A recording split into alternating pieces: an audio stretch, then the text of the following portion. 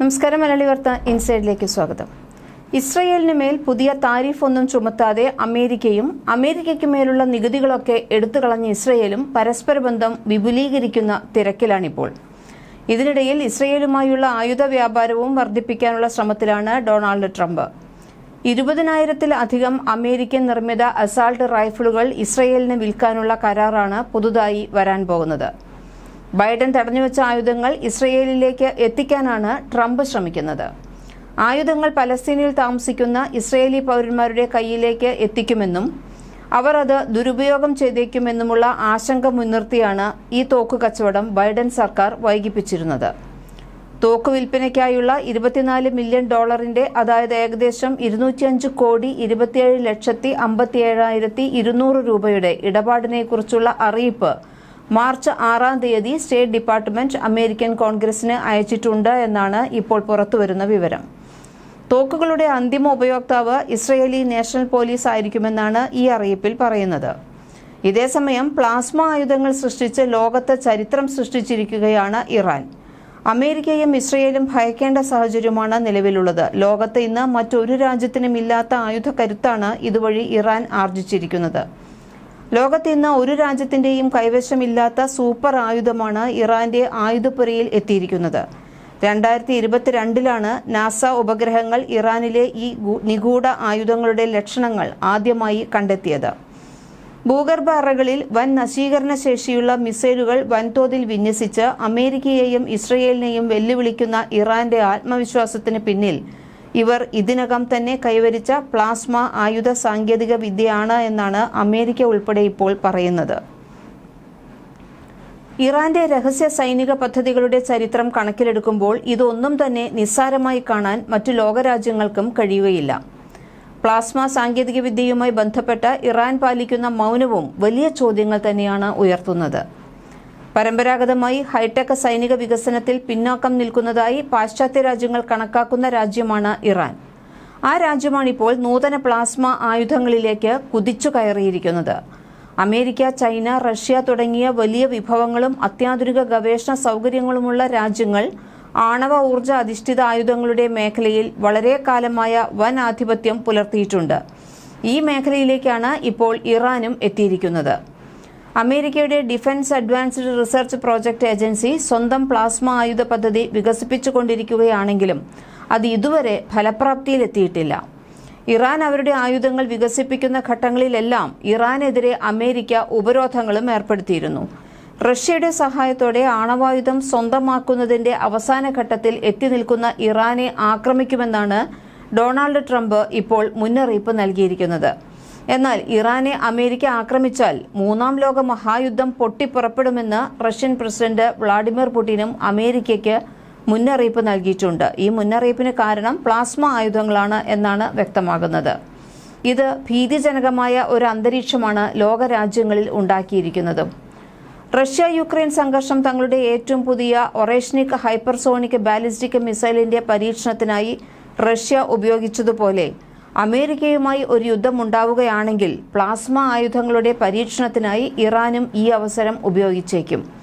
അങ്ങനെ സംഭവിച്ചാൽ അത് അമേരിക്കയ്ക്കും അവരുടെ സഖ്യകക്ഷികളായ ഇസ്രയേൽ ഉൾപ്പെടെയുള്ള മറ്റ് രാജ്യങ്ങൾക്കും അത്യന്തം വിനാശകരമായി മാറും. ഒരു മൂന്നാം ലോക മഹായുദ്ധം താങ്ങാനുള്ള കരുത്ത് പുതിയ കാലത്ത് ഭൂമിക്കില്ല എന്നതും ഒരു യാഥാർത്ഥ്യമാണ്.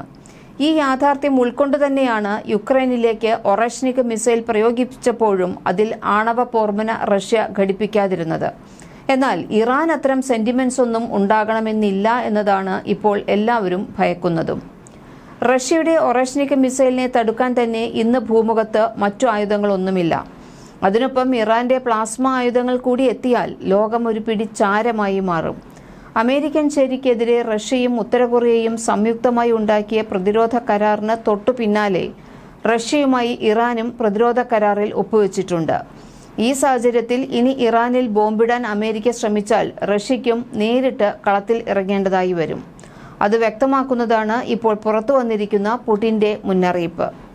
പ്രധാനമന്ത്രി ബെഞ്ചമിൻ നെതന്യാഹുവിന്റെ സർക്കാരിലെ തീവ്ര വലതുപക്ഷ അംഗമായ ഇസ്രയേലിന്റെ ദേശീയ സുരക്ഷാ മന്ത്രി ഇറ്റാമർ ബെൻഗുറാണ് ഇസ്രയേലി പോലീസ് സേനയുടെ മേൽനോട്ടം വഹിക്കുന്നത്. ഒക്ടോബർ 7 ആക്രമണങ്ങൾക്ക് ശേഷം സിവിലിയൻ സുരക്ഷാ സ്ക്വാഡുകൾക്ക് ആയുധം നൽകുന്നതിന് അദ്ദേഹത്തിന്റെ മന്ത്രാലയം മുൻഗണന നൽകിയിട്ടുണ്ട്. ബെൻഗൂറിന്റെ നേതൃത്വവും നയങ്ങളും വിവാദങ്ങളാൽ അടയാളപ്പെടുത്തുന്നവയാണ്. അറബ് വിരുദ്ധ പ്രവർത്തനത്തിന് പേരുകേട്ട അദ്ദേഹത്തിന് കുറ്റാരോപണങ്ങളുടെ ഒരു നീണ്ട ചരിത്രമാണ് ഉള്ളത്. വംശീയതയെ പ്രകോപിപ്പിക്കൽ ഉൾപ്പെടെ കുറഞ്ഞത് 8 കേസുകളെങ്കിലും അദ്ദേഹത്തിനു മേലുണ്ട്. അക്രമപരവും വംശീയവുമായ പ്രത്യയശാസ്ത്രം കാരണം നിയമവിരുദ്ധമാക്കപ്പെട്ട കച്ച് പ്രസ്ഥാനത്തിന്റെ പ്രത്യയശാസ്ത്ര പിൻഗാമിയായി അദ്ദേഹത്തിന്റെ പാർട്ടിയായ ഒട്സ്മ യഹൂദിറ്റ് കണക്കാക്കപ്പെടുന്നു. ദേശീയ സുരക്ഷാ മന്ത്രി എന്ന നിലയിൽ ബെൻഗൂർ ഇസ്രയേലിന്റെ തോക്ക് ഉടമസ്ഥാവകാശ നിയന്ത്രണങ്ങൾ ലഘൂകരിക്കാൻ പ്രവർത്തിച്ചിട്ടുണ്ട്. ഇതുകൂടാതെ പൊതുയിടങ്ങളിൽ നിന്ന് പലസ്തീൻ പതാകകൾ നീക്കം ചെയ്യാൻ ഉത്തരവിട്ടിട്ടുണ്ട്. അദ്ദേഹത്തിന്റെ അഭിപ്രായങ്ങളും പ്രവൃത്തികളും വ്യാപകമായി വിമർശിക്കപ്പെട്ടിട്ടുള്ളവയുമാണ്. പലരും അവയെ വംശീയവും പ്രകോപനപരവുമാണെന്നാണ് മുദ്രകുത്തിയിട്ടുള്ളത്. റഷ്യ യുക്രൈൻ സംഘർഷത്തിൽ പുണ്യാളന്റെ വേഷം ധരിച്ച ട്രംപ് പക്ഷേ ഗാസ യുദ്ധത്തിൽ ഇടപെട്ടതോടെ ആ നല്ല പരിവേഷം അങ്ങ് അവസാനിപ്പിച്ചു എന്ന് വേണം പറയാൻ. കാരണം യുദ്ധത്തിന് മൂർച്ച കൂട്ടാനും വെടിനിർത്തൽ പ്രാബല്യത്തിലാക്കാനുമൊക്കെ ഒരേ സമയത്താണ് ട്രംപ് കരുക്കൾ നീക്കിയത്. ഇതിലും നന്നായി ട്രംപിന്റെ ഇരട്ടത്താപ്പ് വ്യക്തമാക്കാനാകില്ലെന്ന് വേണം പറയാൻ. ഇസ്രയേലുമായി അടുത്ത ബന്ധം സ്ഥാപിക്കുകയും ഹമാസിനെതിരായ യുദ്ധത്തിൽ പിന്തുണ വാഗ്ദാനം ചെയ്യുകയും ചെയ്തുകൊണ്ട് സംഘർഷത്തിൽ അമേരിക്ക ഒരു പ്രധാന പങ്ക് വഹിച്ചിട്ടുണ്ട്. പ്രത്യേകിച്ച് ട്രംപ് ഭരണകൂടം. അമേരിക്കൻ സെനറ്റ് അടുത്തിടെ ഇസ്രയേലിന് $8.8 ബില്യൺ ആയുധ വിൽപ്പനയ്ക്ക് അംഗീകാരം നൽകിയിരുന്നു. അതുമാത്രമല്ല, ഗാസ മുനമ്പ് ഏറ്റെടുത്ത എല്ലാ പലസ്തീനികളെയും സ്ഥിരമായി മാറ്റിപ്പാർപ്പിക്കാനുള്ള അമേരിക്കൻ പ്രസിഡന്റ് ഡൊണാൾഡ് ട്രംപിന്റെ പദ്ധതി മുന്നോട്ട് കൊണ്ടുപോകാൻ അമേരിക്ക സജീവമായി പ്രവർത്തിക്കുന്നില്ല എന്ന റിപ്പോർട്ടുണ്ടെങ്കിലും ഇസ്രയേൽ അതിനെക്കുറിച്ച് വളരെ ഗൗരവമായാണ് കാണുന്നതെന്നും നിരവധി രാജ്യങ്ങൾക്ക് അതിൽ താൽപ്പര്യമുണ്ടെന്നുമാണ് റിപ്പോർട്ട്.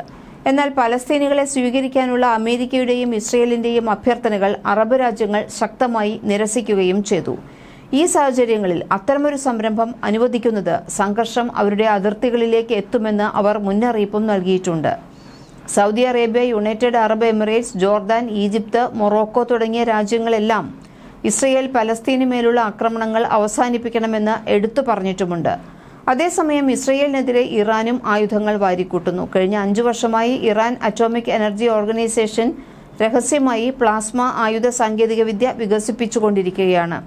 പ്ലാസ്മ വിജയകരമായി ആയുധമാക്കുന്ന ലോകത്തെ ആദ്യത്തെ രാജ്യമായി ഇറാൻ ഉടൻ തന്നെ മാറുമെന്നാണ് ഇപ്പോൾ വിദഗ്ധരും ചൂണ്ടിക്കാട്ടിയിട്ടുള്ളത്.